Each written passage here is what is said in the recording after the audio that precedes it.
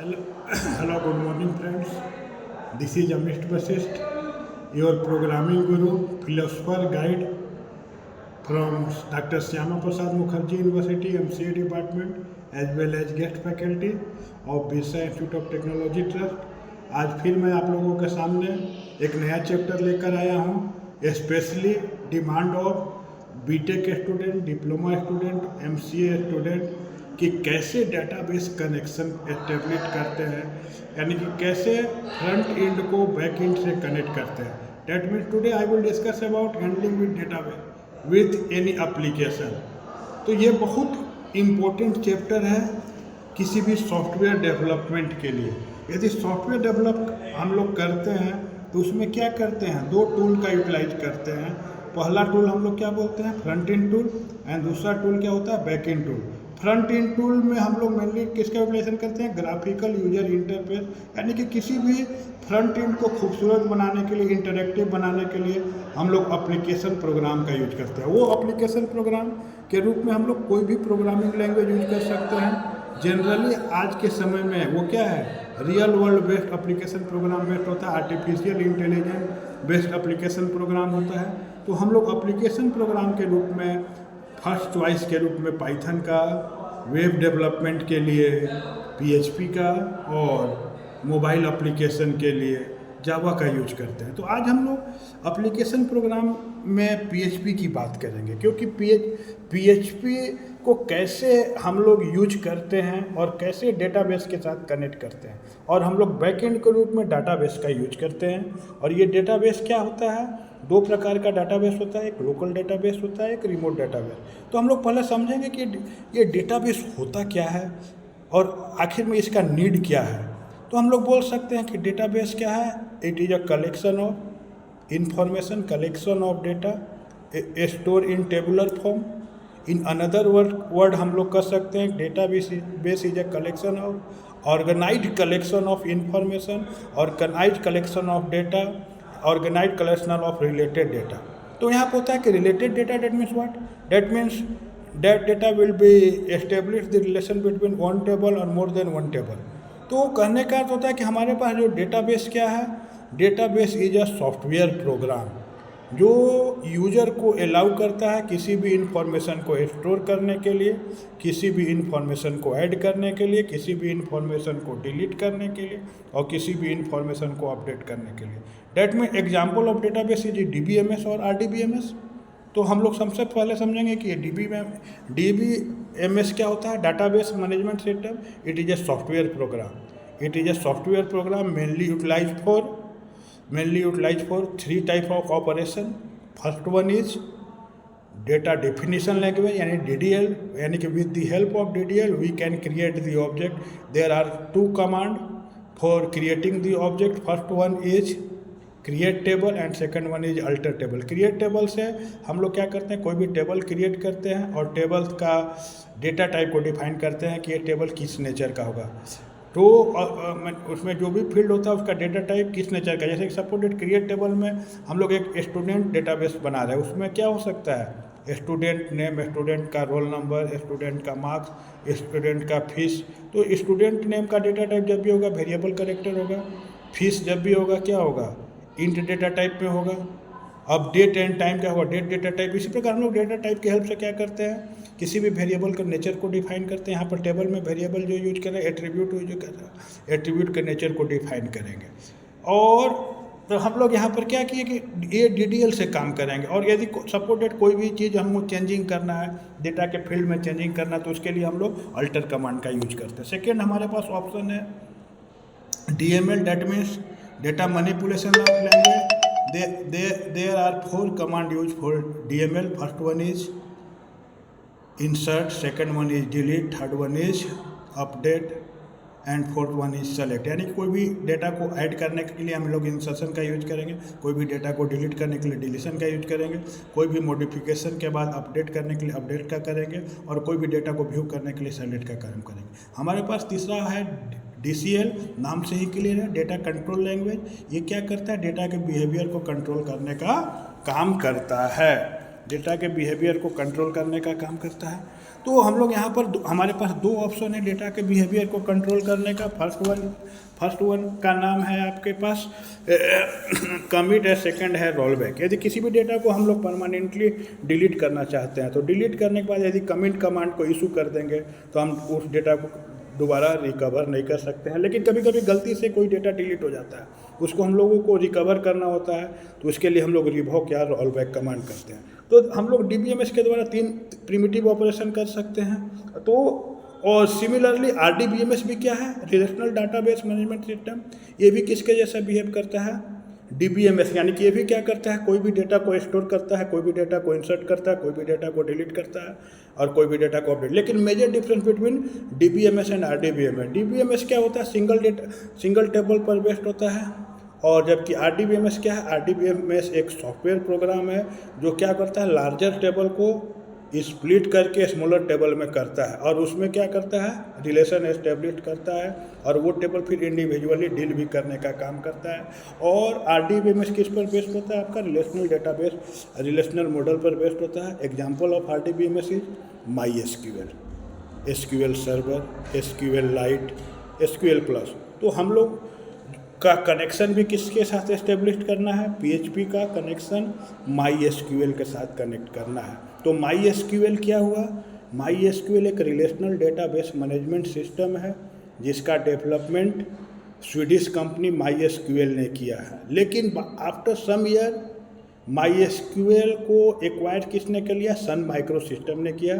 Sun micro system is a product, Sun micro system ने ही क्या किया, जावा को डेवलप किया, यानी कि Sun micro system is a developer of Java, so MySQL also is a product of Sun micro system. लेकिन after some time क्या हुआ, 2 साल के बाद सन माइक्रो सिस्टम का मर्जर हो गया ओरेकल में। तो हम कह सकते हैं कि MySQL is a product of Oracle in 2010। तो हम लोगों को क्या करना है, MySQL को कनेक्ट करना है PHP के साथ। तो MySQL को PHP के साथ कनेक्ट करने के लिए हमारे पास 2 मेथड है। हम लोग एक MySQLi के साथ और दूसरा हम लोग PDO के साथ कर सकते हैं। और ये कनेक्शन एस्टेब्लिश करने के पहले थोड़ा सा हम लोगों को ODBC का कंसेप्ट जानना भी जरूरी कि ODBC क्या होता है, what is the role of ODBC। Actually ODBC का नाम ही है कि ओपन डेटाबेस कनेक्टिविटी। और ओपन डेटाबेस कनेक्टिविटी क्या है, एक सॉफ्टवेयर टूल है जो यूजर को, डेवलपर को अलाउ करता है किस पर्पस के लिए, किसी भी फ्रंट एंड को बैक एंड से कनेक्ट करने के लिए। यानी कि ODBC is a software tool that allow the user to establish the connection between PHP and MySQL, allow the connection established between Python and SQL server, .NET and SQL server। तो हम लोग क्या कर सकते हैं, ODBC और हमारे पास क्या है, एक प्रोडक्ट है जिसके हेल्प से हमारे पास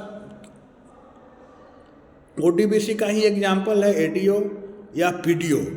ADO that means ActiveX data object, it is highly suitable for .NET। PDO that means PHP data object, it is highly suitable for PHP connection. So अब हम लोग बात करेंगे कैसे PHP के कनेक्शन को एस्टेब्लिश करेंगे, हाउ इसका स्टेप क्या क्या हो सकता है। तो हम लोग को PHP को कनेक्शन को एस्टेब्लिश करने के सबसे पहले हम लोग क्या करेंगे, हमारे सिस्टम में जेम्स सर्वर इंस्टॉल होना चाहिए। और जेम्स सर्वर को इंस्टॉल होने के बाद हम लोगों को सबसे पहले क्या करना होगा, जैम के कंट्रोल पैनल को ओपन करना होगा। जैम के कंट्रोल पैनल को ओपन करने के बाद हम लोग सबसे पहले क्या करेंगे, उसमें जैम के सर्वर को स्टार्ट करने के लिए मॉड्यूल अपाची को स्टार्ट करेंगे। मॉडल अपाची को स्टार्ट करने के बाद MySQL को स्टार्ट कर देंगे। जैसे मॉडल अपाची और MySQL स्टार्ट होगा तो यूजर के पास ऑप्शन आ जाएगा कि आप you are ready for establish the connection. तो अब कनेक्शन रेडी है तो उसको हम लोग चेक करेंगे कि वो सही से काम कर रहा है नहीं कर रहा है। तो इसके लिए हम लोग सबसे पहले जैम सर्वर का कंट्रोल पैनल को ओपन करेंगे और कंट्रोल पैनल पर एक ऑप्शन है एडमिन पर क्लिक करेंगे। जैसे ही एडमिन पर क्लिक करेंगे तो हमारे पास एडमिन पर क्लिक करते हैं। जैसे एडमिन पर क्लिक करेंगे XAMPP Apache Maria DB PHP Perl का एक पेज ओपन हो जाएगा जिसमें 5 ऑप्शन रहते हैं। फर्स्ट ऑप्शन है अपाची फ्रेंड, सेकंड है फ्रीक्वेंसी आस्क क्वेश्चन, थर्ड है how to guide and fourth है PHP my admin. PHP my admin तो हम लोगों को क्या करना है, पीएचपी माई एडमिन पर क्लिक कर देना है। जैसे पीएचपी माई एडमिन पर क्लिक करेंगे तो अनदर डायलॉग बॉक्स ओपन हो जाएगा और वहाँ पर पीएचपी माई एडमिन का डायलॉग बॉक्स में हम लोग को सबसे पहले क्या करना है, डेटाबेस को क्रिएट करना है। तो डेटाबेस को क्रिएट करने के लिए हम लोग डेटाबेस पर क्लिक करेंगे। जैसे डेटाबेस पर क्लिक करेंगे तो क्रिएट डेटाबेस का एक ऑप्शन आएगा और क्रिएट डेटाबेस के जस्ट नीचे लिखा हुआ है, देखिए ध्यान देने की जरूरत है, डेटाबेस नेम। तो यहाँ पर डेटाबेस नेम सपोर्टेड हम लोग एक इम्प्लाई नाम का डेटाबेस तैयार कर रहे हैं। तो हमने इम्प्लाई टाइप कर दिया। जैसे टाइप करके क्रिएट किया तो एक इम्प्लाई नाम का डेटाबेस क्रिएट हो गया। अब जैसे डेटाबेस क्रिएट हुआ उसके बाद हम लोग एक टेबल क्रिएट करेंगे। टेबल क्रिएट करने के पहले हम लोग का काम है कि VS कोड का सॉफ्टवेयर ओपन कर लेंगे। VS कोड का सॉफ्टवेयर ओपन करने के बाद वहाँ पर फाइल में जाएंगे। फाइल में जाने के बाद न्यू टेक्स्ट फाइल को ओपन करेंगे और न्यू टेक्स्ट फाइल को ओपन करने के बाद यहाँ पर सेलेक्ट लैंग्वेज में हम लोग PHP को सेलेक्ट कर लेंगे और PHP को सेलेक्ट करने के बाद हम लोगों को कोडिंग लिखना होगा, प्रोग्रामिंग के थ्रू कैसे उसको कनेक्ट करेंगे। तो यहाँ पर कनेक्शन एस्टेब्लिश करने के लिए हमें 4 कंपोनेंट की आवश्यकता होगी। फर्स्ट कंपोनेंट का नाम है सर्वर नेम, सेकंड का नाम है यूजर नेम, थर्ड है पासवर्ड एंड फोर्थ है डाटाबेस। तो हम लोगों को मालूम होना चाहिए कि जैसे ही हम लोग जैम सर्वर को डाउनलोड करते हैं तो उसका क्या होता है, by default server name local host होता है और MySQL को हम लोग जब डाउनलोड करते हैं तो उसमें यूज़र नेम मांगता है। तो यूज़र नेम बाय डिफ़ॉल्ट क्या होता है, रूट होता है और उसके बाद पासवर्ड का ऑप्शन आता है। पासवर्ड के ऑप्शन को जैसे ही हम लोग क्लिक करते हैं, यदि हम लोग पासवर्ड नहीं देते हैं तो बाय डिफ़ॉल्ट क्या होता है, एम्प्टी पासवर्ड हो जाता है और एम्प्टी पासवर्ड होने के बाद हम लोग क्या एम्प्टी पासवर्ड हो जाता है। तो इसके लिए क्या 4 कंपोनेंट हो गया। फिर अगेन एक बार हम आपको बताते रहे, फर्स्ट है सर्वर नेम, सेकेंड है यूजर नेम, थर्ड है पासवर्ड एंड फोर्थ है डाटाबेस नेम। तो हम लोग तो यहाँ पर उसका कोडिंग लिखेंगे जो इसका कोडिंग इस टाइप से हो सकता है। अभी हम आपको कोडिंग दिखाते हैं। इस टाइप का कोडिंग इसका हो सकता है। इस कोडिंग यानी कि फर्स्ट हमने क्या किया, PHP को ओपन किया, सर्वर नेम में लोकल होस्ट को डिफाइन किया, फिर यूजर नेम में रूट को डिफाइन किया, फिर पासवर्ड को डिफाइन किया। पासवर्ड के बाद हम लोग यहाँ पर एक इनबिल्ट मेथड यूज करते हैं। उस इनबिल्ट मेथड का नाम MySQL कनेक्ट यूजर को अलाउ करता है कि जो भी आप वेरिएबल लिए हैं उसको पैरामीटर के रूप में पास कीजिए।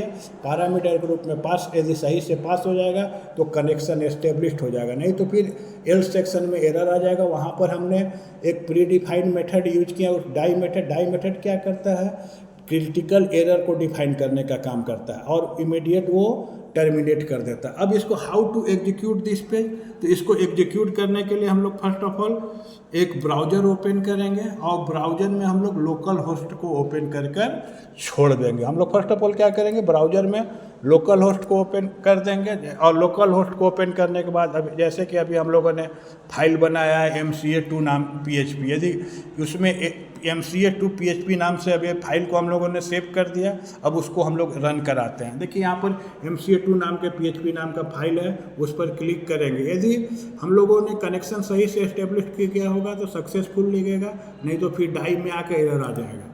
तो देखिए यहाँ कनेक्शन सक्सेसफुल हुआ। तो आज अपना लेक्चर मैं यहीं पर समाप्त करने का कोशिश करता हूँ। ये फर्स्ट पार्ट है। सेकेंड पार्ट हम लोग इसमें देखेंगे कि how to insert the data और थर्ड हम लोग देखेंगे first of all sign up page बनाएंगे, फिर साइन अप पेज के बाद हम लोग लॉगिन पेज बनाएंगे, लॉगिन पेज के बाद हम लोग इंसर्शन का पेज, डिलीशन का पेज, इस प्रकार पूरा डाटाबेस का काम करेंगे। Thank you my friend. ये वीडियो आपको कैसा लगा, फीडबैक ज़रूर दीजिएगा, अच्छा फीडबैक दीजिएगा कि फिर से मैं अच्छे अच्छा वीडियो बनाने का काम करूँ। Thank you, have a nice day.